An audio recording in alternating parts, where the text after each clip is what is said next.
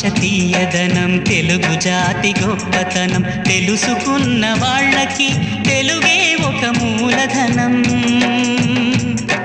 తల్లి తండ్రి నేర్పినట్టి మాతృభాషరా తెలుగు మరచిపోతే వాళ్ళని నువ్వు మరచినట్టురా ఇది మరువబోకురా తెలుగు భాష తీయదనం తెలుగు జాతి గొప్పతనం తెలుసుకున్న వాళ్ళకి